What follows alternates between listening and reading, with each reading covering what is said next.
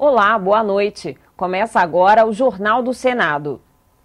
O Congresso pode ter que devolver ao governo o projeto do orçamento para 2014. É o que afirmou hoje o presidente da comissão que analisa o assunto, senador Lobão Filho. Hoje foi o último dia para a apresentação de emendas e são tantas que o prazo para votar a lei de diretrizes orçamentárias pode ser curto. As emendas já estão na comissão de orçamento. Parte delas vai formar o anexo de metas da Lei de Diretrizes Orçamentárias, que define as prioridades para 2014. Este ano, a CMO pode receber até 1.365 emendas para a elaboração do anexo. 2 por parlamentar, 3 para cada uma das 32 comissões permanentes da Câmara e do Senado e 3 por bancada estadual no Congresso. O parlamentar tem o direito a criar uma rubrica inexistente de obras no seu estado, obras federais no seu estado, para que essa rubrica possa receber fundos e recursos quando for da apresentação da lei de orçamento. A CMO deve divulgar o balanço das emendas até a próxima segunda-feira. Elas serão divididas em 10 grandes áreas, como infraestrutura, saúde, integração nacional, educação, justiça, agricultura e previdência social. Também na segunda, o deputado Danilo Fortes apresenta o relatório final da LDO. Senadores e deputados devem votar a matéria até o dia 31 de agosto, quando o Poder Executivo envia ao Congresso o projeto de lei orçamentária para 2014. Nós estamos apertadíssimos em relação ao prazo. Tivemos uma série de eventos dentro do Congresso Nacional que impediram a discussão e a votação da LDO. Provavelmente o governo vai encaminhar um projeto de lei orçamentária e nós vamos votar a LDO e teremos que devolver esse projeto de lei orçamentária para o governo para ele readequar a nossa LDO. Foi sancionada hoje a lei que cria novas regras para a cobrança de direitos autorais pelo ECAD, escritório que arrecada os recursos e distribui entre os músicos. O texto destina 85% da arrecadação para os compositores e intérpretes. O restante será dividido entre o ECAD e as associações que o integram. A lei também exige prestação de contas e prevê fiscalização das instituições de direitos autorais pelo Ministério da Cultura. Advogados e juízes divergem sobre a proposta de emenda à Constituição que pretende acabar com o excesso de recursos na Justiça brasileira. A PEC dos recursos é considerada inconstitucional pela Ordem dos Advogados, mas defendida pela Associação dos Magistrados. Os presidentes das duas instituições foram recebidos hoje em audiência pública na Comissão de Constituição e Justiça. Reduzir o número de recursos ao Supremo Tribunal Federal e aos outros tribunais superiores, evitando ações protelatórias.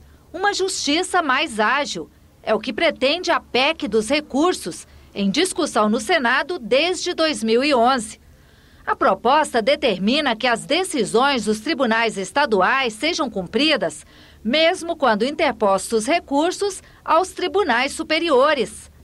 Uma afronta à Constituição que garante o amplo direito de defesa, segundo a OAB, Ordem dos Advogados do Brasil. Enquanto houver direito a recurso, o cidadão deve ser considerado inocente. Esse é um dispositivo da Constituição Federal que existe desde a origem da atual ordem constitucional brasileira. E nós sabemos que não pode haver mudança na Constituição que fira a direitos e garantias individuais. A Associação dos Magistrados Brasileiros, a AMB, tem posição diferente e defende a proposta.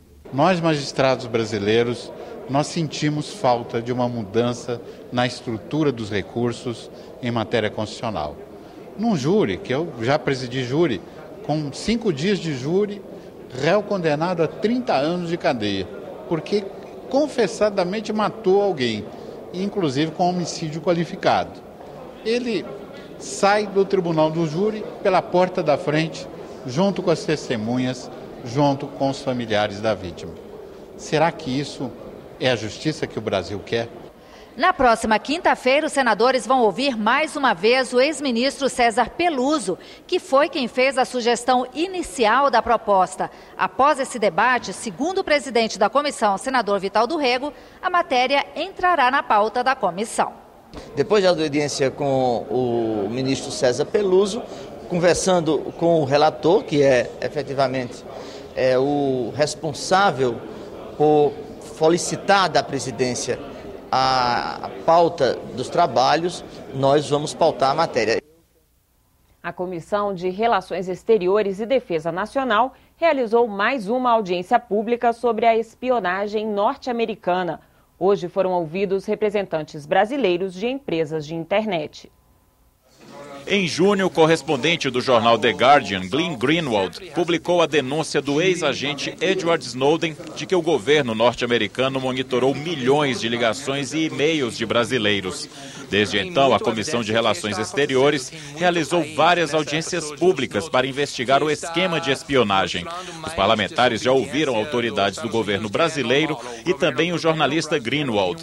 Na audiência desta quinta-feira, representantes do Facebook, do Google e da Microsoft, empresas suspeitas de facilitarem o acesso a dados sigilosos de usuários, negaram qualquer relacionamento que beneficiasse os Estados Unidos.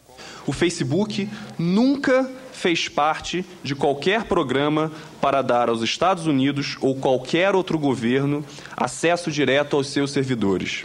Nós nunca recebemos um pedido em branco ou uma ordem judicial de qualquer agência do governo solicitando informações ou metadados por atacado. E se tivéssemos recebido, nós contestaríamos energicamente tal pedido. Não existe nenhuma porta dos fundos, nenhuma porta lateral, nenhum alçapão, nenhum mecanismo de acesso direto a essas informações. E é claro que vários governos ao redor do mundo já sugeriram e continuam sugerindo que fizessem a instalação de hardware de vigilância nas redes do Google ao longo desses anos. A empresa, no entanto, sempre se recusou. Para a Microsoft, privacidade e segurança dos seus usuários são princípios invioláveis. A empresa trabalha incessantemente para preservá-los sob qualquer circunstância. O senador Aloysio Nunes tinha dúvidas sobre qual legislação se aplica em casos que envolvem empresas de internet transnacionais. Com que base legal se faz, se faculta o acesso a autoridades governamentais desses dados que estão hospedados em outros países? É a legislação brasileira, quando se trata de cidadãos brasileiros, ou é a legislação de outros países? O que realmente importa do ponto de vista jurídico, que é a pergunta que Vossa Excelência está fazendo, não é a localização dos dados, é a nacionalidade da empresa que controla esses dados. Qual é o resultado prático? Se houver uma ordem judicial de autoridade americana exigindo dados do cidadão brasileiro, e essa ordem judicial é direcionada para a Google americana, essa informação, por ser uma ordem judicial válida nos Estados Unidos, direcionada à empresa americana, vai ser cumprida lá. A Comissão de Relações Exteriores vai continuar a investigar as denúncias. Na próxima quinta-feira, a comissão vai realizar uma audiência pública com representantes de empresas de telefonia, que foram apontadas pelo jornalista Glenn Greenwald como parte importante do esquema de monitoramento do governo dos Estados Unidos. O Snowden e o próprio correspondente do The Guardian, o Glenn, afirma que a maior parte das investigações e das interceptações não estão vinculadas a questões terroristas, estão vinculadas a interesses econômicos, interesses financeiros, e nós precisamos ir às últimas consequências na investigação desses fatos, que são gravíssimos. A Comissão de Relações Exteriores aprovou o acordo de isenção parcial de visto entre o Brasil e a Geórgia. O documento não será exigido se a permanência for inferior a 90 dias para cidadãos dos dois países. O projeto de decreto legislativo já aprovado pela Câmara segue para o plenário do Senado. O líder do PSDB, Aloysio Nunes Ferreira, apresentou hoje requerimento de informações aos Ministérios da Fazenda, Minas e Energia e Cultura. O senador quer saber o montante de recursos repassados para a ONG Rede Fora do Eixo. Segundo Aloysio Nunes, parte dos integrantes dessa rede atua na chamada Mídia Ninja, grupo de jornalismo independente que cobriu as manifestações populares. Esta mídia ninja, ela faz uma crítica dura à chamada mídia tradicional, dizendo, entre outras coisas, que essa mídia tradicional está comprometida com seus anunciantes. Eu quero saber de onde vêm os recursos que permitem essa agência de notícias informal, né, mas que no fundo emprega muita gente. De onde vêm esses recursos? A Comissão de Assuntos Sociais discutiu em audiência pública a precarização das condições de trabalho no setor petrolífero. Participaram representantes de organizações como a Agência Nacional de Petróleo e a Federação Única dos Petroleiros. Representantes de petroleiros e engenheiros do setor criticaram as condições de trabalho nas empresas que operam os campos leiloados. Qual o resumo que a gente faz do que significou até aqui os 11 leilões para as condições de trabalho no país? Terceirização ainda maior que da Petrobras, que nós já consideramos um completo equívoco. Jornada de trabalho maior do que as jornadas praticadas pela Petrobras. Sem negociação coletiva, falta transparência na divulgação dos resultados. Petrobras tinha, em 2002, 120 mil terceirizados. Hoje são 360 mil. A terceirização vulnerabiliza a Petrobras. Hoje nós temos no centro de pesquisa 50% dos pesquisadores são terceirizados e levam isso daí para a empresa que lhe pagar, que lhe comprar mais caro. Então nós estamos assistindo a tentativa, mais uma vez, que já vimos isso no governo Fernando Henrique, que deu no que deu, a tentativa de delegar ao capital estrangeiro o desenvolvimento do país. 90% dos acidentes nas empresas são de terceirizados. Praticamente cada 10, 8 é terceirizado. Mais ou menos esse é o dado que os próprios fiscais do trabalho nos passam, que, claro, preocupa a todos. Segundo a diretora-geral da Agência Nacional do Petróleo, 2 empresas brasileiras ficaram com o maior número de blocos no último leilão. Magda Chambriard disse ainda que a ANP tem uma postura neutra sobre as licitações e que apenas fornece informações sobre as camadas de petróleo. E é com uma alegria imensa que eu vejo o Brasil de hoje ter a aspiração de dobrar a sua produção e as suas reservas nos próximos 10 anos. E eu queria que vocês lembrassem o seguinte: a Agência Nacional do Petróleo não faz política nem fará política. A política emana do governo em consonância com as leis do país. Qualquer que seja a lei, a Agência Nacional do Petróleo a implantará como é a obrigação da autarquia. A Comissão de Direitos Humanos recebeu hoje representantes da APAI, Associação dos Pais e Amigos dos Excepcionais, e do governo federal. Eles discutiram como fica o ensino diferenciado para alunos especiais dentro do Plano Nacional de Educação. Os representantes das APAIs pediram aos senadores que reestabeleçam o texto do Plano Nacional de Educação que trata dos alunos especiais. O texto do PNE, aprovado pela Câmara dos Deputados, prevê que alunos especiais estudem preferencialmente em escolas regulares.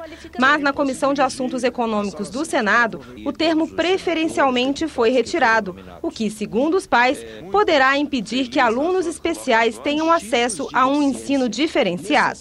A palavra preferencialmente, mantida na meta 4, no Plano Nacional da Educação, ela abre a possibilidade do processo inclusivo acontecer sem limites. A educação especial elaborada pelas APAIs pode não ser a melhor do mundo, mas garanto que é muito melhor que a educação especial que está sendo ofertada na rede comum. A representante do Ministério da Educação disse que não há intenção do governo de acabar com o ensino especial e que essa modalidade de ensino tem recebido muito investimento. Não é verdade que as escolas vão fechar, não, pelo contrário, elas foram fortalecidas nesse processo com o financiamento inclusive. Um outro lado da moeda, nós também temos que investir no sistema público, porque falar em educação inclusiva sem investimento na escola comum é de fato uma irrealidade. Ninguém é contra aqui a chamada inclusão, a escola inclusiva, mas eles querem ter o direito de também manter as escolas especiais, porque há casos especiais. O Plano Nacional de Educação está na pauta da Comissão de Constituição e Justiça. Em seguida, vai para a Comissão de Educação, que analisa o mérito do projeto.